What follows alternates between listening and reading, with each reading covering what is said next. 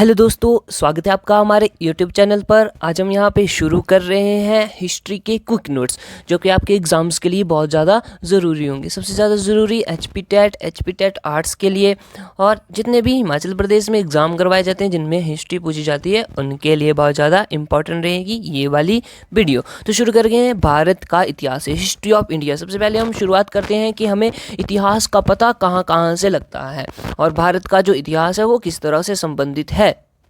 ठीक है, तो शुरू करते हैं। सबसे पहले बात हो रही है महाकाव्य और पुराणों के अनुसार भारत को जो है वो भरत का देश कहा गया है।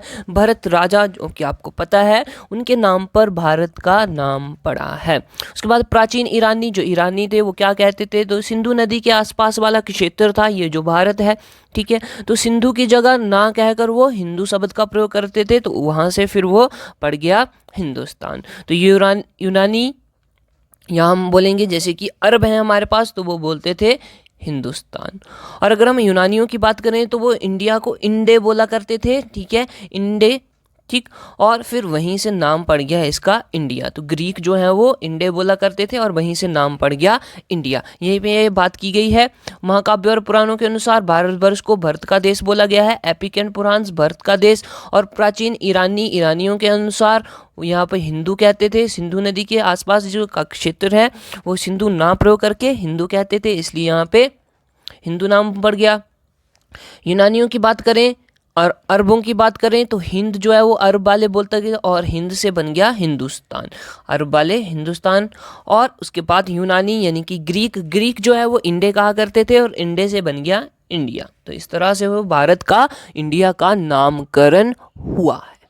ठीक है, आगे बात करते हैं। आगे उसके बाद और कौन कौन से मुख्य स्रोत हैं, तो सबसे पहले बात करेंगे हम बुक्स या लिटरेचर जितना भी है उसके बारे में। स्रोत तो धर्म ग्रंथ आ जाएंगे, ऐतिहासिक ग्रंथ, विदेशों का विवरण, विदेशी ट्रैवलर्स जो कि विदेशी हमारे भारत में आते थे, फिर वो अपनी बुक लिखते थे और उस बुक में भारत का उल्लेख करते थे, तो वहाँ से भी हमें प्राचीन भारत के बारे में पता चलता है या भारत के इतिहास के बारे में पता चलता है। उसके बाद है पुरातत्व साक्ष्य। तो जैसे जैसे खोज करते जाते हैं तो ज़मीन के अंदर जितनी भी चीज़ें हमें मिलती हैं और फिर उनसे हम ये पता लगाते हैं कि ये कितने वर्ष पुरानी है, तो वो हो गया पुरातत्व साक्ष्य। यही बात बोली है। सोर्स क्या है, स्क्रिप्चर है। ठीक है, हिस्टोरिकल लिटरेचर है, फॉरेन ट्रेवलर्स और आर्कियोलॉजिकल एविडेंस। ठीक, उसके बाद बात करते हैं नेक्स्ट है धर्म ग्रंथ। धर्म ग्रंथों में क्या क्या चीज़ आ जाती है वो देखेंगे। तो देखो, ये जो वेद हैं, 4 वेद हमारे, ऋग्वेद, यजुर्वेद, सामवेद एवं अथर्ववेद, तो इनकी रचना किसने की है, वेद व्यास ने की है। उनका नाम था महर्षि कृष्ण द्वैपायन वेद व्यास। ठीक है, और इन 4 वेदों को इकट्ठों को क्या बोलते हैं, संहिता कहते हैं। ये बात बोली गई है। वेदा जो कि 4 है, ऋग्वेद, सामवेद, यजुर्वेद और अथर्ववेद, और इसकी रचना किसने की है, महर्षि कृष्ण द्वैपायन ने, जिनको कि वेद व्यास भी बोला जाता है। और उसके बाद ऋग्वेद की बात करेंगे। ऋग्वेद सबसे बड़ा और सबसे पुराना वेद है, ये हम सभी को पता है। उसके बाद है इसमें 10 मंडल हैं, 1028 सूक्त हैं और 1462 रचनाएं हैं। यानी कि सूक्त क्या है, सूक्त का मतलब हो गया श्लोक, और 10,462 ऋचाएं यानी कि मंत्र हैं। 10 मंडल हैं, 1028 सूक्त हैं, श्लोक हैं और 10,462 मंत्र हैं। ठीक है, फिर ऋग्वेद के पुरोहित को, जो ऋग्वेद को पढ़ता है, वह पुरोहित जो ऋग्वेद को पढ़ता है उसको कहते हैं होत्री। क्या कहते हैं, होत्री। इंपॉर्टेंट है, क्वेश्चन पूछ लिया जाता है।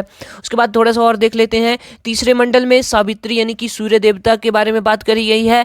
तो जो ऋग्वेद का तीसरा मंडल है वो सूर्य देवता को समर्पित है और सूर्य देवता का उल्लेख वहाँ पे सावित्री नाम से किया गया है। थर्ड मंडल सावित्री को समर्पित है जो कि सूर्य देवता से संबंधित है। उसके बाद है 8वां मंडल। 8वां मंडल में हस्तलिखित ऋचाएं हैं। हस्तलिखित ऋचाएं यानी कि हाथ से लिखे गए मंत्र हैं। 8th मंडल में हैंड रिटन मंत्राज हैं और इनको हम क्या बोलते हैं, खिल बोलते हैं। खिल, ये इंपॉर्टेंट है, ये पूछ लिया जाता है खिल, कि खिल क्या चीज़ है। तो हाथ से लिखी गई ऋचाएं, उनको खिल कहा है ऋग्वेद। आगे बात करते हैं नेक्स्ट, नौवें मंडल की बात कर रहे हैं। नौवां मंडल सोम देवता को समर्पित है। नाइन्थ मंडल सोम देवता। 10th मंडल 10वां मंडल, इसमें 4 वर्णों के बारे में यानी कि कास्टिज्म जो है हमारे उसके बारे में बात की गई है।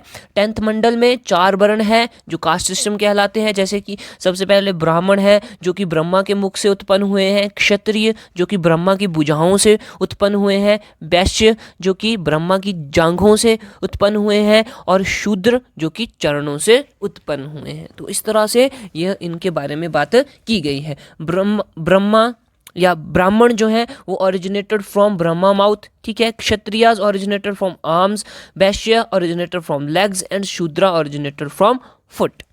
यहाँ पर तक ये बात हमें पता होनी चाहिए। आगे बात करते हैं गाय। तो ये जो ऋग्वेद है इसमें गाय को अघन्या बोला गया है। अघन्या का मतलब होता है ना मारने योग्य पशु। तो हमें यहाँ से पता लगता है कि गाय जो है वो हमारा पवित्र पशु हुआ करता था ऋग्वैदिक काल में ही, इसलिए बोला गया है कि गाय को नहीं मारना है। Aghanya is used for cow which means animal not to kill. Okay, उसके बाद बात करते हैं हम यजुर्वेद की। यजुर्वेद, ठीक है। यजुर्वेद के पुरोहित को यानी कि जो पुरोहित यजुर्वेद को पढ़ता था, उसका पाठ करता था, उसको बोला गया है अधर्व्यू। इंपॉर्टेंट है, क्या बोला गया है? अधर्व्यू। और यज्ञों के नियमों तथा विधि विधान के बारे में इस वेद में बात करी गई है, जैसे कि बलि, सैक्रिफाइस, उसके बारे में बात करी गई है, ठीक है। और इसको गद्य एवं पद्य दोनों तरह से लिखा गया है। गद्य यानी कि गद्यांश में भी, और पद्य मतलब कि पद्यांश में भी, ठीक है। तो ये कविता के रूप में भी लिखा गया है और विस्तार से भी लिखा गया है। गद्य एवं पद्य दोनों में लिखा गया है, ठीक है। तो इतनी बात ध्यान में होनी चाहिए यजुर्वेद से। इसके बाद भी हम आगे बातें करेंगे, जब इनको डिटेल में पढ़ेंगे तब इनके बारे में बाकी बातें करेंगे। उसके बाद नेक्स्ट है हमारे पास सामवेद। सामवेद, सामवेद का अर्थ होता है गान। तो इसको, ये जो वेद है सामवेद, इसको भारतीय संगीत का जनक कहा गया है। और सारे गामा पाधानी ये सब चीज़ें जो हैं ये सब हमारे संगीत के जो वर्ण होते हैं वो लिए गए हैं सामवेद से, ठीक है। साम मीन्स गान, फादर ऑफ इंडियन म्यूजिक। और ये जो पुरोहित है, पुरोहित जो कि सामवेद का पाठ करता था, उसको बोलते हैं उदात्री। क्या बोलते हैं? उदात्री। ये इंपॉर्टेंट है, उदात्री, ठीक है। आगे बात करते हैं। नेक्स्ट आ गया हमारे पास अथर्ववेद। अथर्ववेद अथर्व ऋषि द्वारा रचित किया गया। इसमें जादू टोने का उल्लेख मिलता है, ठीक है। कन्याओं के जन्म की निंदा की गई है। बोला गया है कि कन्या का जन्म जो है वो अच्छी बात नहीं है। आयुर्वेद से संबंधित है, यानी कि जो हमारा आयुर्वेदिक है उसे उसके बारे में पूरी जानकारी दी गई है अथर्ववेद में, यानी कि एक तरह से ये औषधियों से भी संबंधित है, और वशीकरण का भी उल्लेख इसमें मिलता है, ठीक है। तो ये हो गए वेद। उसके बाद और जानकारी कहाँ से मिलती है? तो और जानकारी हमें मिलती है पुराणों से। पुराणों में सबसे पुराना है मत्स्य पुराण। मत्स्य पुराण सबसे पुराना पुराण है, ओल्डेस्ट पुराण है मत्स्य पुराण, और इसको भी एक प्रामाणिक स्रोत माना जाता है हिस्ट्री का, ठीक है। उसके बाद स्मृतियों में मनुस्मृति, मनुस्क्रिप्ट, पहली विधि पुस्तक, पहली कानून पुस्तक मनु द्वारा लिखी गई थी, जिसको हम बोलेंगे मनुस्मृति। उसके बाद है कथा वस्तु। अब कथा वस्तु क्या चीज़ है? कथा वस्तु है हीनयान का प्रमुख ग्रंथ। हीनयान तो आपको पता होगा, ये मैं आपको बताना चाहता हूँ कि जो बुद्ध धर्म है वो 2 भागों में विभाजित हो गया था, एक महायान और एक हीनयान। तो कथा वस्तु हीनयान का प्रमुख ग्रंथ है, और ये महात्मा बुद्ध के जीवन में बताता है। तो इससे हमें क्या पता लगता है? महात्मा बुद्ध के इतिहास के बारे में पता लगता है, महात्मा बुद्ध लाइफ हिस्ट्री। उसके बाद जैन साहित्य के बारे में देखते हैं। तो जैन साहित्यों को क्या बोला जाता है? आगम बोला जाता है। ये इंपॉर्टेंट क्वेश्चन है, एक बार एग्जाम में पूछ लिया जा चुका है कि जैन साहित्य को क्या कहते हैं, ठीक है। तो जैन लिटरेचर को बोलते हैं आगम, ओके। और जैन धर्म का इतिहास कहाँ से पता चलता है? कल्पसूत्र से। और ये क्या है? एक जैनों का ग्रंथ है कल्पसूत्र, जिससे कि हमें जैन की हिस्ट्री के बारे में पता चलता है। आगे बढ़ते हैं। आगे है हमारे पास आगे है अर्थशास्त्र। अर्थशास्त्र कौटिल्य द्वारा लिखी गई है। कौटिल्य कौन है? चाणक्य हैं, और इनको क्या बोलते हैं? विष्णुगुप्त भी बोलते हैं। तो ये बहुत ज़्यादा इंपॉर्टेंट हो जाता है। कौटिल्य एक ही व्यक्ति है, चाणक्य उसका दूसरा नाम है, और तीसरा नाम है विष्णुगुप्त। गुप्त, ये बातें ध्यान में रखनी है। और ये अर्थशास्त्र है, इससे हमें मौर्य काल के इतिहास के बारे में पता चलता है, ठीक है। तो अर्थशास्त्र के बारे में बात कर ली, जो कि लिखी गई है चाणक्य द्वारा, और ये मौर्यन डायनेस्टी के इतिहास के बारे में बातें करती है। उसके बाद है राजतरंगिणी, इंपॉर्टेंट है। राजतरंगिणी किसके द्वारा लिखी गई है? तो ये कल्हण द्वारा लिखी गई है, रिटन बाय कल्हण। और इसमें क्या है? कश्मीर का इतिहास, कश्मीर के इतिहास के बारे में पता लगता है हमें राजतरंगिणी से। आगे बढ़ते हैं, आगे है चचनामा। चचनामा ये क्या चीज़ है भाई? ये है अली अहमद द्वारा रचित एक पुस्तक है जो कि हमें बताती है अरबों की सिंध विजय का वृत्तांत। इनकी जो अरब आए थे उन्होंने सिंध पर विजय प्राप्त की, सिंध पर विक्ट्री प्राप्त की, उसके बारे में बताती है चचनामा। चचनामा किसके द्वारा लिखी गई थी? अहमद अली द्वारा लिखी गई थी, इंपॉर्टेंट है। और ये अरब विक्ट्री ओवर सिंध के बारे में बात करती है। उसके बाद है अष्टाध्यायी, यस बहुत इंपॉर्टेंट है। अष्टाध्यायी किसके द्वारा लिखी गई? पाणिनि द्वारा लिखी गई। और ये अष्टाध्यायी क्या थी? तो संस्कृत भाषा का प्रथम पुस्तक थी। संस्कृत भाषा के व्याकरण की पहली पुस्तक थी Ashtadhyayi. First book of Sanskrit grammar किसने लिखी? पाणिनि ने लिखी। ठीक है। मौर्य काल के पहले का इतिहास तथा मौर्यकालीन राजनीति व्यवस्था के बारे में अष्टाध्यायी हमें बताती है। प्री मौर्यन हिस्ट्री और मौर्यन पॉलिटिकल सिस्टम के बारे में बताती है अष्टाध्यायी। ओके, यहां तक बात क्लियर हो। उसके बाद है गार्गी संहिता। गार्गी संहिता किसने लिखी? कात्यायन ने लिखी गार्गी संहिता। गार्गी संहिता बाई कात्यायन। अब इसमें हमें क्या पता चलता है? तो यवनों के आक्रमण के बारे में, अटैक्स ऑफ ग्रीक्स, तो ग्रीक ने भारत पर आक्रमण किया, उसके बारे में उल्लेख है गार्गी संहिता में। उसके बाद है महाभाष्य। महाभाष्य किस पर लिखा गया? संस्कृत व्याकरण पर लिखा गया। संस्कृत व्याकरण किसने लिखा? पाणिनि ने लिखा। और ये जो पतंजलि थे इन्होंने ये महाभाष्य लिखा संस्कृत व्याकरण पर। Mahabhashya written by Patanjali on Sanskrit grammar. ठीक है। और इससे हमें शुंगों के इतिहास के बारे में पता चलता है, शुंग डायनेस्टी के इतिहास के बारे में पता चलता है। आगे उसके बाद बात करते हैं विदेशियों का वृत्तांत।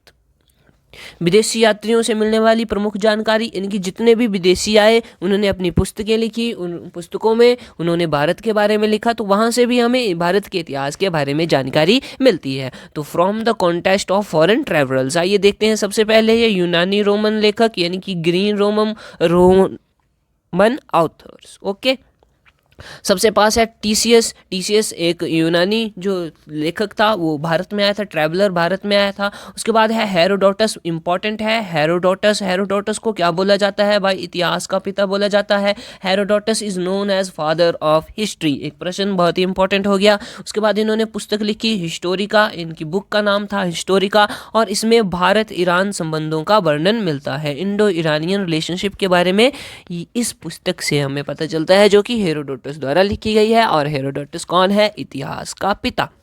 उसके बाद बात करते हैं नेक्स्ट है हमारे पास सिकंदर के साथ एक व्यक्ति आए थे या लेखक आए थे, और उनके नाम है निरक्याकस, आनेक्रिटस और आरिनोबुलस। ठीक है, तो ये सब आए थे सिकंदर के साथ, तो इनकी पुस्तकें हैं, उनसे भी हमें पता चलता है भारत के इतिहास के बारे में। उसके बाद बात करते हैं मैगस्थनीज, ये भी इंपॉर्टेंट व्यक्ति हैं भाई साहब। मैगस्थनीज सेल्यूकस निकेटर का राजदूत था जो कि भारत आया था, और इन्होंने पुस्तक लिखी है, उसका नाम है इंडिका। और इंडिका पुस्तक में मौर्य साम्राज्य एवं संस्कृति का वर्णन है। ठीक है, तो ये बात हमने की कि मैगस्थनीज किसका एम्बेसडर था? Ambassador of Seleucus Nicator. इसने बुक लिखी इंडिका, ठीक है, जो कि मौर्य समाज एवं संस्कृति के बारे में बताती है। उसके बाद है टॉलमी। यस, टॉलमी भी बहुत ज़्यादा इंपॉर्टेंट है ये भाई साहब। टॉलमी की पुस्तक थी भारत का भूगोल। टॉलमी ने एक बुक लिखी जिसका नाम है ज्योग्राफी ऑफ इंडिया। इससे भी हमें भारत के इतिहास के बारे में पता चलता है, भारत के भूगोल के बारे में पता चलता है। उसके बाद है पिलनी ने पुस्तक लिखी नेचुरल हिस्ट्री। उन्होंने बुक लिखी नेचुरल हिस्ट्री, और ये भारतीय जैव विविधता के बारे में वर्णन करती है। इनकी भारत में किस तरह की वनस्पति थी, किस किस प्रकार के पेड़ पौधे यहाँ पे पाए जाते थे, किस किस प्रकार के पशु पक्षी यहाँ पे पाए जाते थे, और किस तरह का वातावरण जो है वो भारत का है। Indian wild life, plants, animals and Indian biodiversity के बारे में बात करती है बुक नेचुरल हिस्ट्री, जो कि लिखी गई थी पिलनी द्वारा। ठीक है, उसके बाद आगे बढ़ते हैं। यस, आगे जो हमारे पास है चीनी लेखक, यानी कि जितने भी चाइनीज़ ऑथर आए हैं, चाइनीज़ ट्रैवलर आए हैं, उनके बारे में। सबसे पहले है हमारे पास फाहियान, इंपॉर्टेंट है फाहियान किसके समय में आया? ये चंद्रगुप्त द्वितीय के समय में आया, और ये चंद्रगुप्त द्वितीय के दरबार में भी रहा था। ठीक है। 14 वर्ष तक ये भारत में रहा, lived for 14 years in India, और इसने मध्य प्रदेश के बारे में विवरण लिखा है, यानी कि इसकी जो बुक थी, और उस बुक का नाम है, ये देखो इंपॉर्टेंट है ये, फो क्यों की इसकी पुस्तक का नाम था, बहुत ही ज़्यादा इंपॉर्टेंट है, एग्जाम में पूछी जाती है। ठीक है, और इस बुक में उसने मध्य प्रदेश के बारे में लिखा, और ये किसके शासनकाल में आया? चंद्रगुप्त द्वितीय के शासनकाल में आया। उसके बाद है हेनसांग, बहुत ही इंपॉर्टेंट है, यहाँ से भी क्वेश्चन एग्जाम में पूछ लिया जाता है। हेनसांग हुइन सांग या हेनसांग, इसको हम पढ़ेंगे, और ये हर्षवर्धन के समय में आया था, visitor during the region of Harshavardhana. ठीक है, 1630 से लेकर 1645 तक भारत में रहा, 630 से 645 ईस्वी तक ये भारत में रहा। ठीक है, और इसने पुस्तक लिखी, और उस पुस्तक का नाम है सी यू की इंपॉर्टेंट पुस्तक है, और इसी से हमें भारत के इतिहास के बारे में पता चलता है। उसके बाद है इत्सांग, ये भी चाइनीज था। इत्सांग ये 7वीं सदी के अंत में भारत आया था। ठीक है, ending of 7th century. Okay, और इसने नालंदा विश्वविद्यालय, विक्रमशिला विश्वविद्यालय के बारे में बताया है, यानी कि ये जो इत्सांग था, इसने यहाँ पे शिक्षा प्राप्त की नालंदा विश्वविद्यालय में और विक्रमशिला विश्वविद्यालय में, तभी इसने इनके बारे में लिखा। Wrote about Nalanda university and Vikramshila university. Okay, उसके बाद हमारे पास है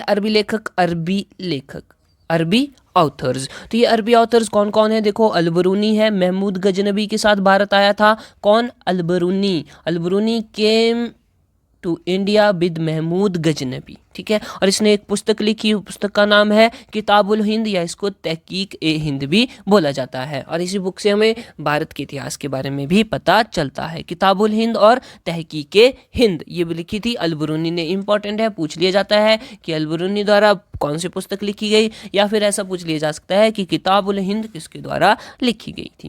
उसके बाद बात करते हैं, फिर से मोस्ट इंपॉर्टेंट है इबन बतूता, ये भी एक अरबी लेखक था। ठीक है, और इसका यात्रा वृत्तांत, यानी कि इसने पुस्तक लिखी रहला में इसकी यात्रा के बारे में, भारत की यात्रा के बारे में पूरा वर्णन मिलता है, और यह मोहम्मद बिन तुगलक के समय में भारत आया था। तो मोहम्मद बिन तुगलक, जो कि दिल्ली सल्तनत तुगलक वंश से संबंधित है, उसके समय में यह भारत आया था। कौन? Ibn Battuta.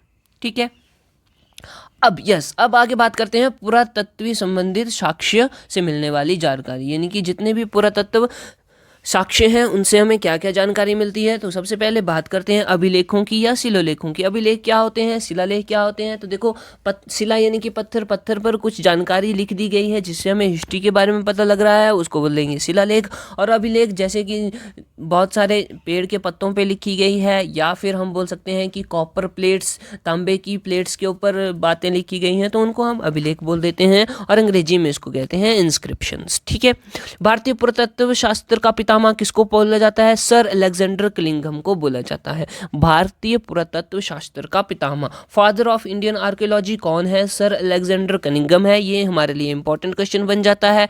उसके बाद बात करते हैं अभिलेखों का अध्ययन। तो स्टडी ऑफ इंस्क्रिप्शंस क्या कहलाती है? तो ये भी इंपॉर्टेंट है, पुरालेख शास्त्र या एपिग्राफी, जिसको हम अंग्रेजी में बोलेंगे। ठीक है, उसके बाद बात करते हैं आगे हमारे पास है 1400 ईसा पूर्व का अभिलेख है, उसका नाम है बोगजकोई 1400 BC का एक अभिलेख है, जिससे हमें भारत के इतिहास के बारे में पता चलता है, और इसको क्या बोलते हैं? एशिया माइनर भी बोलते हैं। ये भी इंपॉर्टेंट क्वेश्चन है, एशिया माइनर बोलते हैं इसको।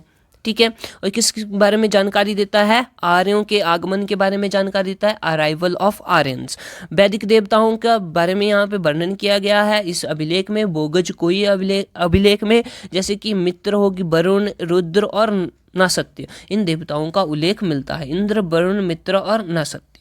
ठीक है, उसके बाद महास्थान तथा सौगौरा के अभिलेख। तो महास्थान या सौगौरा में भी अभिलेख मिले हैं, जिनको बोला शाहगौरा के अभिलेख, और ये किसके बारे में बात करते हैं? चंद्रगुप्त मौर्य के शासनकाल के बारे में बताते हैं। ठीक है, महास्थान और Sohgaura inscriptions tell about Chandragupta Mauryan region. ठीक है। अशोक के शिलालेख, तो अशोक के बारे में आप सभी ने पढ़ा होगा, अगर नहीं पढ़ा है तो हम आगे पढ़ेंगे। तो उसके जो शिलालेख थे बहुत ही फेमस थे, तो वहाँ से भी हमें भारत के इतिहास में जानकारी मिलती है। उसके बाद कुछ लिख लेते हैं शिलालेख और उनसे संबंधित शासक। तो सबसे पहले हम देखेंगे यहाँ पे यस प्रयाग अभिलेख समुद्रगुप्त से संबंधित है। हाथी गुम्फा इंपॉर्टेंट है, खारवेल से संबंधित है। नासिक अभिलेख गौतमी बालश्री से। गिरनार जुनागढ़ ये भी इंपॉर्टेंट है, रुद्रदामन से। एहोल इंपॉर्टेंट है, पुलकेशिन द्वितीय से। मेहरौली अभिलेख चंद्रगुप्त द्वितीय से। और ग्वालियर अभिलेख भोज परमार से। तो यहाँ पे भी ये इंग्लिश में बात करी गई है। प्रयाग समुद्रगुप्त, हाथी गुम्फा खारवेल, नासिक गौतमी बालश्री, गिरनार जूनागढ़ रुद्रदामन, अहोल पुलकेशिन द्वितीय, मेहरौली चंद्रगुप्त सेकंड और ग्वालियर भोज परमार। ठीक है।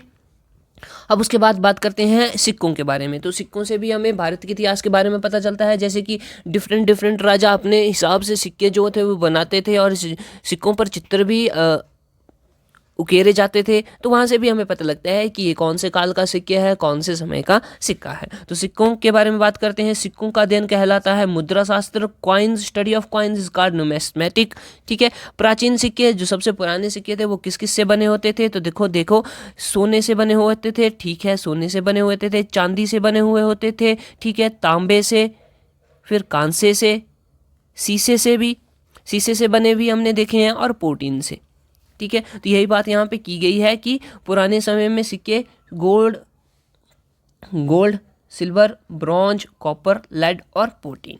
ठीक है। तो ये बात आपको ध्यान में रखनी है। उसके बाद पकाई गई मिट्टियों से बने सिक्के भी हमें मिले हैं, जो कि तीसरी शताब्दी के बारे में बताते हैं। और सबसे ज़्यादा सिक्कों के सांचे इनकी जिनमें सिक्कों को बनाया जाता था वो तीसरी शताब्दी में मिले हैं, और ये कुषाण काल के हैं।